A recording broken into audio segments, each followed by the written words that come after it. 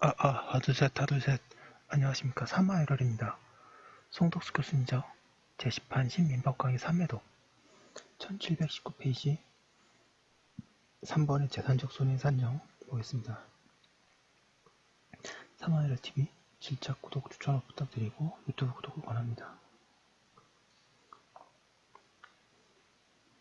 재산적 손해 산정에 관하여 판례를 중심으로 주요 사항을 살펴본다. 양가로 1번에 소유물의 멸실 훼손, 방어로 1번에 소유물이 멸실된 경우에는 위에서 설명한 바와 같이 원칙적으로 불법행위 당시 즉 멸실 당시의 교환 가격이 통상 손해이고 그 교환 가격 속에는 현재 및 장래에 있어서 그 물건을 통상의 방법으로 사용하여 얻을 수 있는 이익이 포함되어 있으므로 그 이익을 따로 청구하지는 못한다. 다만 불법행위로 영업용 건물이 멸실된 경우에는 휴업손해를 배당하여야 한다.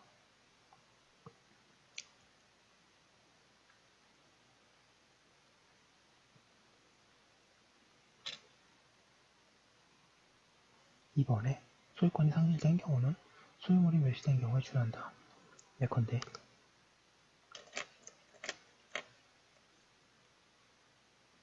공매처분으로 소유권을 취득한 자가 담당 공무원의 과실로 그 공매처분이 취소됨으로써 소유권을 상실한 때에는 손해액은 공매처분 취소 당시의 시가이며 매수한 토지상의 불법행위로 근저당권이 설정되고 매수인이 소유권 이전 등기 후 근저당권의 실행으로 토지가 제3자에게 경락된 때에는 경락 당시의 시가를 기준으로 손해액을 산정하여야 한다.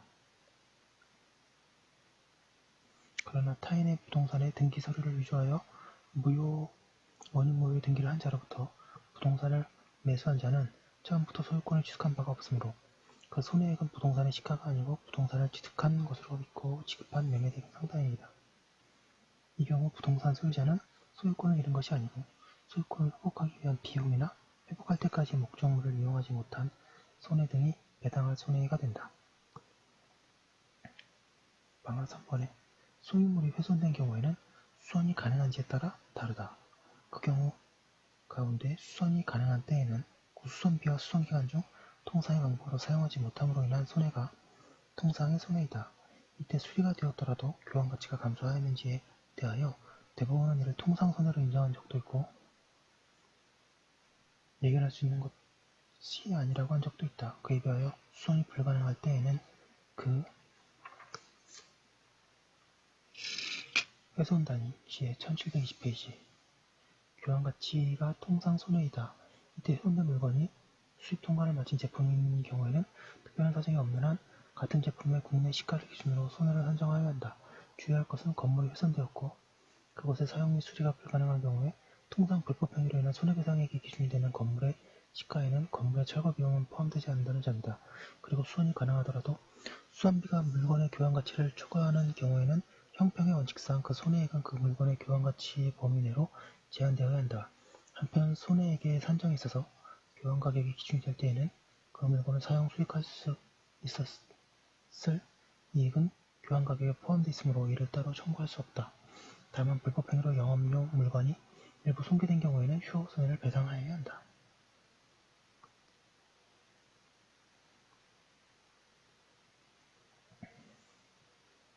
판례 보겠습니다.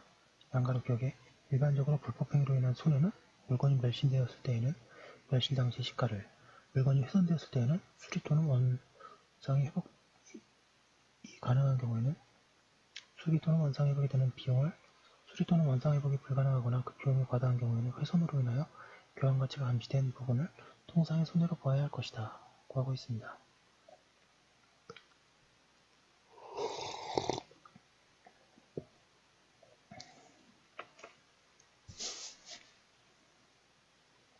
양가로위원회 불법행위로 영업용 물건이 멸실된 경우에 이를 대체할 다른 물건을 마련하기 위하여 필요한 합리적인 기간 동안 그 물건을 이용하여 영업을 계속하였더라면 얻을 수 있었던 이익, 즉 휴업손해는 그에 대한 증명이 가능한 한 통상의 손해로서 그 교환 가치와는 별도로 배상하여야 하고 이는 영업용 물건이 일부 손괴된 경우 수리를 위하여 필요한 합리적인 기간 동안의 휴업손해와 마찬가지라고 보아야 할 것이다. 양가로 티귿 불법행위로 인하여 건물이 훼손된 경우 수리가 가능하면 그 수리비가 통상의 손해에 이어 훼손 당시에 그 건물이 이미 내용 연수가 다 된 낡은 건물이어서 원상으로 회복시키는 데 소요되는 수리비가 건물의 교환 가치를 초과하는 경우에는 형평의 원칙상 그 손해액은 그 건물의 교환 가치 범위 내로 제한되어야 할 것이고, 또한 수리로 인하여 훼손 전부터 건물의 교환 가치가 증가하는 경우에는 그 수리비에서 교환 가치 증가분을 공제한 금액이 그 손해라고 할 것이다.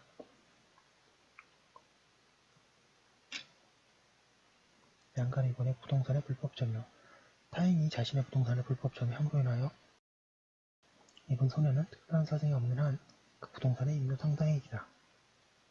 판례가 그렇습니다. 피고가 원고의 소유물을 권한 없이 사용, 점유하고 있다고 주장하여 손해배상을 청구하는 경우에 비록 피고의 목적물 점유가 인정되지 아니한다고 하더라도 원고가 점유 및 사용으로 인한 손해의 1721페이지 배상만을 청구하고 피고의 사용으로 인한 손해배상은 이를 바라지 아니한다는 의사가 표시되지 아니하는 한 법원은 나아가 원고에게 피고의 사용 권능 침해로 인한 손해가 있는지를 심리 판단하여야 할 것이다. 그리고 원고가 그 손해를 목적물의 차임 상당액으로 주장하였다고 하여도 이는 일반적으로 자신에게 유리한 소송상 결과를 얻기 위한 의도 또는 소송 수행상의 편의에서 나온 것에 불과하므로 그것만으로 원고에게 이와 같은 사용으로 인한 손해도 이를 구하지 아니하는 의사가 표시되었다고 할 수 없다. 양가로 3번의 변호사 비용. 우리나라는 변호사 강제주의를 채용하지 않고 있으므로 변호사 비용은 원칙적으로 배상하여야 할 손해가 아니나 불법 행위자의 부당한 항쟁에 대하여 피해자가 소송을 제기한 경우에는 배상하여야 할 손해이다. 양가로 4번의 생명침해. 사견에 의하면 생명침해의 경우에는 재산적 손해로 유족의 부양청구권 상실로 인한 손해, 치료비, 장례비 등이 배상되어야 한다. 그런데 판례는 치료비, 장례비 등과 함께 피살자의 일실 이익이 배상 청구권이 유족에게 상속된다는 견지에 있다. 판례의 내용을 정리하기로 한다. 양가로 이번에 일실 이익. 이때의 일실 이익은 생명침해가 없었다면 피살자가 장래 얻을 수 있었던 이익이다. 그 이익은 생명침해가 없었으면 얼마 동안 일할 수 있는지, 그리고 그 기간 동안에 어떤 놈으로 모두 얼마의 수입을 올렸을 것인가를 가정하여 생활비 등을 공제하고 또 중간이익을 공제하여 기산한다. 중간이자의 공제 방법으로는 호프만식, 가르프조식, 라이프니츠식의 세 가지가 있다. 명의액을 A, 연수를 N, 이율을 R, 실제로 받을 금액을 X라고 하면 호프만식은 달리 계산 방법으로 되고 가르프조식은 이렇게 되고 라이프니츠식은 복리 계산이 된다. 우리 법원은 종래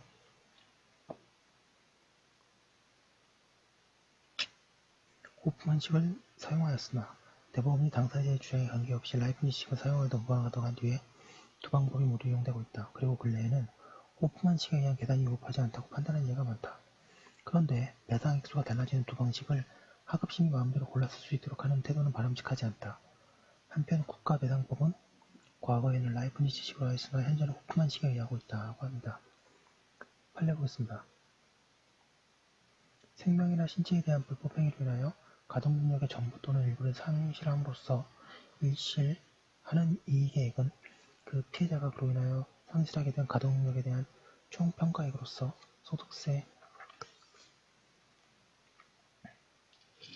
등 1722페이지 제세 금액을 공제하지 아니한 금액이라고 보면 상당하다.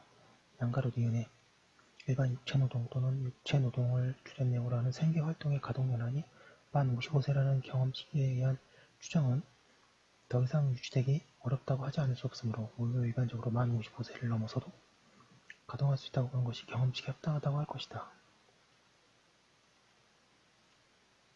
양가로 지급 일용노동에 종사하는 사람은 만 60세가 끝날 때가 아니라 만 64에 이르기까지 가동할 수 있다고 보는 것이 경험치기상 타당하다. 양가로 일실 수입 산정의 기초가 되는 가동연한은 사실조사의 권능을 가진 사실심이 아니라 국민의 평균 연령과 경제 수준, 고용조건 등의 사회적, 경제적 여건 외에 연령별 근로자 인구수, 취업률 또는 근로참가율 및 직종별 근로조건과 정년제한 등 재반 사정을 조사하여 이로부터 경험칙상 추정되는 가동연한을 도출하든가 또는 피해 당사자의 연령, 직업, 경력, 건강 상태 등 구체적인 사정을 고려하여 그 가동연한을 인정하든가 하여 정할 수 있는 것이다.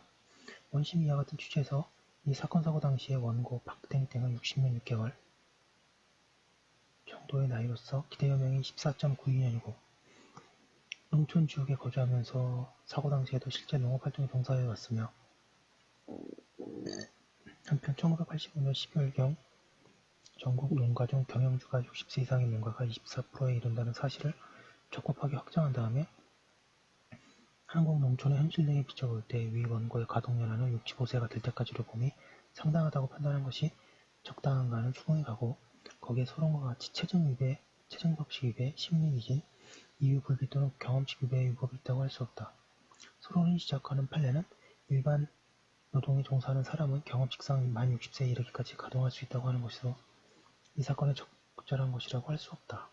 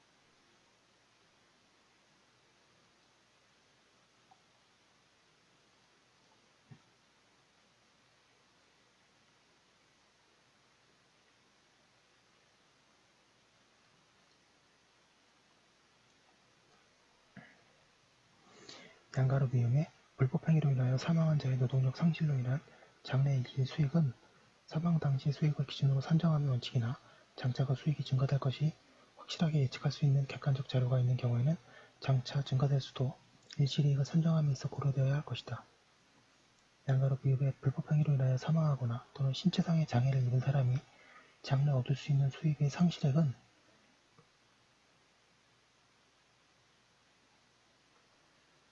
그 수익이 장차 증가될 것임이 상당한 정도로 확실시되는 객관적인 자료가 없는 한 원칙적으로 그 불법행위로 인하여 손해가 발생할 당시에 그 피해자가 종래하고 있었던 직업으로부터 수익하고 있는 금액을 기준으로 하여 산정하여야 하고 불법행위 당시 일정한 수입이 없는 피해자의 장래의 수입 상실액은 보통 일반 사람이면 누구나 종사하여 얻을 수 있는 일반 노동임금을 기준으로 하여야 하며 피해자의 학력이나 경력 등을 참작하여 그 수입을 측정할 수는 없다.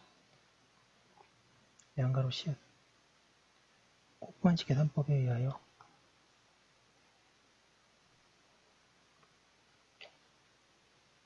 잠시만요.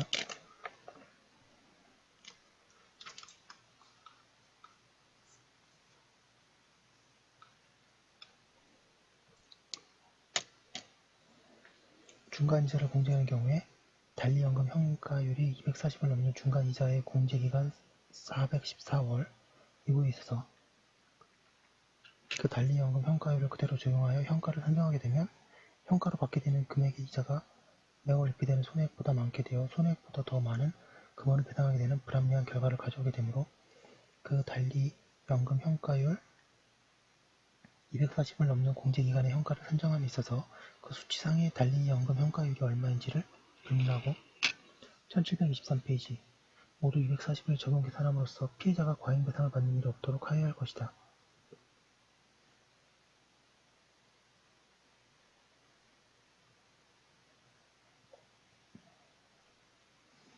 양가로 위험 피해자가 여명기간 동안 계속 병원에 입원하여 있어야 할 경우에 그 식비가 광해 입원비에 해당된다면 피해자의 여명기간까지의 일시 수입을 산정함에 있어서 그가 지출할 통상의 식비를 공제하여야 한다고 한 사례. 방가로 이번에 장례비 사람은 누구나 언젠가 사망하긴 하지만 장례비 부담 용의자가 언제나 그 의무를 진다는 보장은 없다. 따라서 장례비도 배상되어야 한다. 그리고 판례는 타인의 불법 행위로 인하여 사망한 자를 매장하기 위하여 묘지를 구입한 경우에 그 묘지 구입비는 손해배상의 대상이 되는 장례비에 해당한다고 하면서 다만 묘지 구입비는 법률이 허용하는 묘지 면적의 매수 대금을 초과하지 않는 범위에서만 인용되어야 할 것이라고 한다. 한편 청구자는 장례비 부담 의무자이다. 그리고 그 의무는 상속인 부양 의무자 손으로 부담한다고 할 것이다. 판례 보겠습니다. 교통사고로 사망한 자의 수입 상실에 의한 손해액과 위자료액에 대하여 과실상계를 한 이상 동일한 원인으로 생긴 장례비에 관하여도 필요적으로 과실상계를 하여야 한다. 방가로 3번의 치료비, 피살자가 즉사하지 않고 중상당한 후 사망한 때에는 치료비도 배상하여야 한다. 즉, 배상 청구권은 부양 의무자에게 속한다.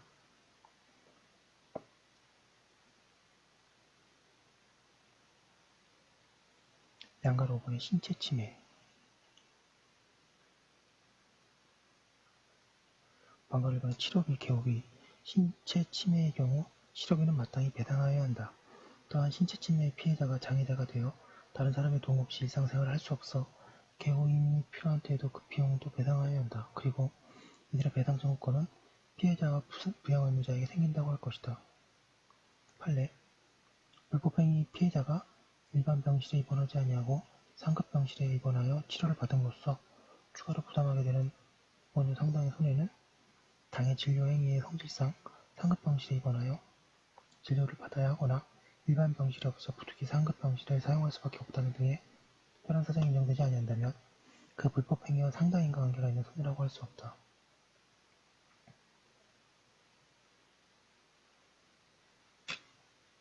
방가로 2번의 일실이익, 우선 피해자가 치료를 받는 동안 수입을 얻지 못할 것에 대하여 배상하여야 한다. 그리고 피해자가 노동 능력을 완전히 또는 부분적으로 상실한 때에는 그로 인하여 얻지 못할 이익을 배상하여야 한다. 그런데 여기에 일실이익의 산정 방법에는 두 가지가 있다. 하나는 일실이익의 본질을 사고가 없었으면 피해자가 얻을 수 있었던 소득의 상실이라 꼬보와 1724페이지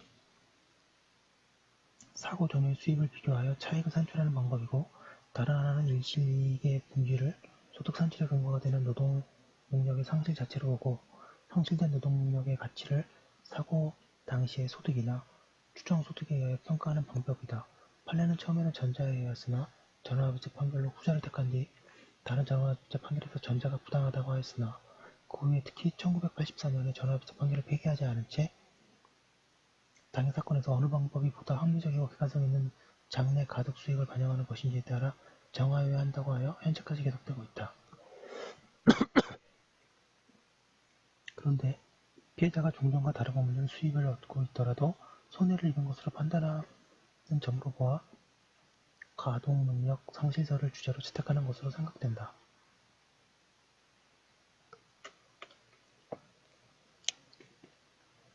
판례는 이렇게 많이 바뀌었을 때는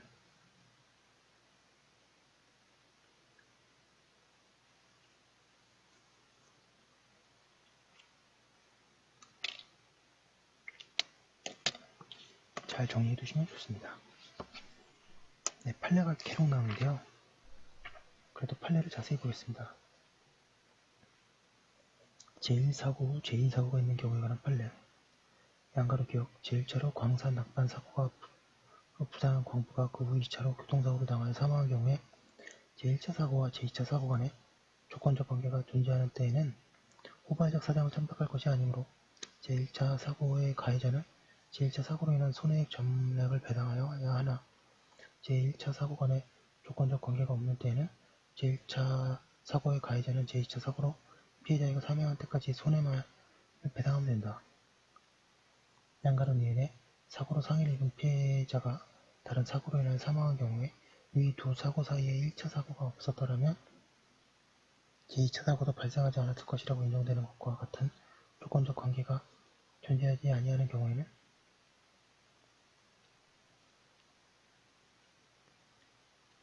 1차 사고의 가해자는 2차 사고로 인하여 피해자가 사망한 때까지의 손해만을 배상하면 된다. 양가로 디귿 사고로 상해를 입은 피해자가 다른 사고로 인하여 사망한 경우에 그 두 사고 사이에 1차 사고가 없었더라면 2차 사고도 발생하지 않았을 것이라고 인정하는 것과 같은 조건적 관계가 존재하는 경우에 1차 사고의 가해자는 2차 사고로 인한 피해자의 사망을 고려함이 없이 피해자가 가동연한의 일을 때까지 일시 수입을 배상하여야 한다.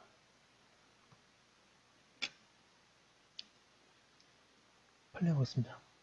양가로 기업, 불법행위로 인한 손해배상 사건에서 피해자인 개인사업자의 실제 수익을 인정할 만한 객관적인 자료가 현출되어 있지 아니하는 경우에는 그 사업체의 규모와 경영 형태, 종업원의 수, 경영 실적 등을 참작하여 피해자와 같은 정도의 학력, 경력 또는 경영 능력 등을 보유한 사람을 고용하는 경우에 보수상당액, 즉 대체 고용비에 의하여 일시 수입액을 산정할 수 있고, 이와 같은 법리는 자영농민의 경우에도 그대로 적용할 수 있다.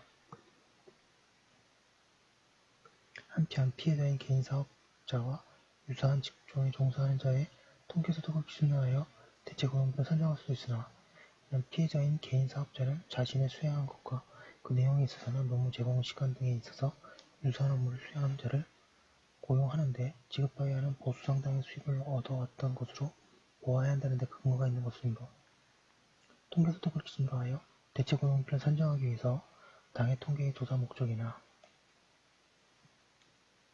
방법 1725페이지입니다. 조사 대상 및 범위, 표본 설계 방법 등을 두루 살펴 그 이용의 적합성 여부를 신중하게 판단하여야 한다. 양가로 니은, 불법행위로 인한 손해배상 사건에서 피해자의 일시 수입은 사고 당시 피해자의 실제 소득을 기준으로 하여 산정할 수도 있고, 통계소득을 포함한 추정소득에 의하여 평가할 수도 있는 것인 바, 피해자가 일정한 수입을 얻고 있었던 경우에 신빙성 있는 실제 수입에 대한 증거가 현출되지 아니하는 경우에는 피해자가 종사하였던 직종과 유사한 직종에 종사하는 자들에 대한 통계소득에 대하여 피해자의 일시 수입을 산정하여야 한다. 불법행위의 피해자가 입은 소극적 손해를 산정함에 있어서 노동능력 상실률을 적용하는 방법에 의할 경우에 그 노동능력 상실률은 단순한 신체적 장애율이 아니라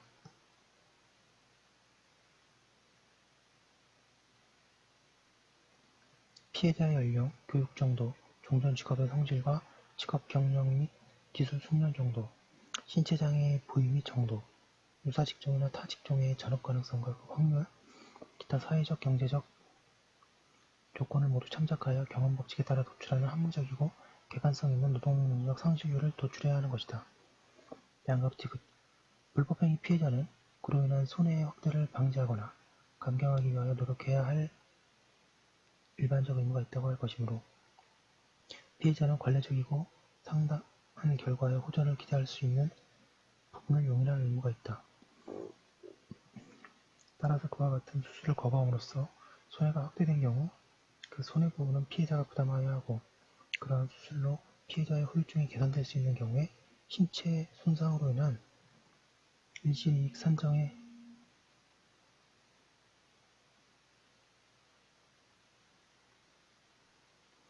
전자되는 가동능력 상실률은 다른 특별한 사정이 없는 한 그 수술을 시행한 후에도 여전히 남은 후유증을 기준으로 하여 정해져야 할 것이다.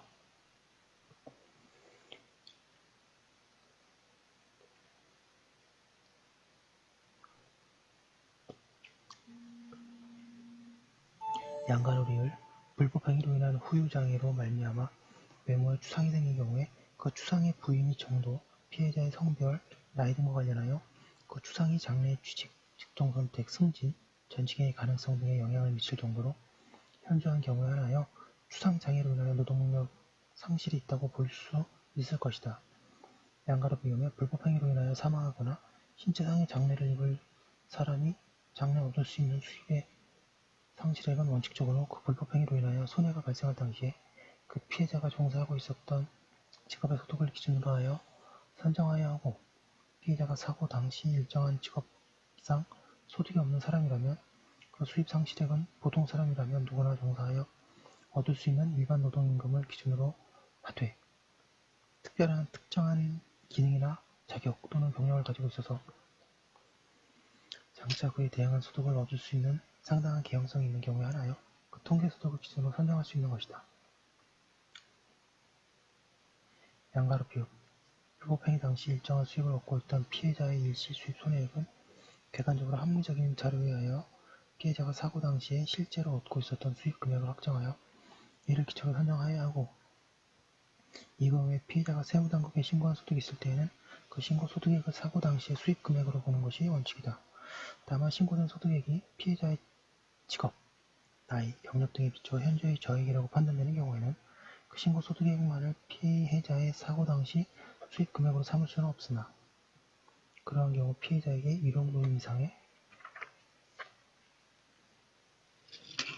1726페이지 소득금액을 기초로 한 일시 수입을 인정하려면 사고 당시 피해자가 실제로 그러한 소득금액을 얻고 있었다거나 그러한 소득금액을 얻을 수 있었다는 등 상당한 개연성이 인정되어야 한다. 따라서 그러한 사정이 인정되지 않는 경우에는 피해자가 주장하는 소득금액을 기초로 일시 수입을 인정하여서는 아니 된다. 이는 개인 사업 중인 피해자의 수입이 주로 사업주 개인의 노무에 의존하고 있어 기업에 있어서 자본적 수입이 미미한 경우에 해당한다고 보아 피해자에게 같은 경력을 가지고 있는 직종에 종사하는 근로자의 추정 통계 소득을 기준으로 일시 수입을 인정할 경우에도 마찬가지이다. 4번의 정신적 손해의 산정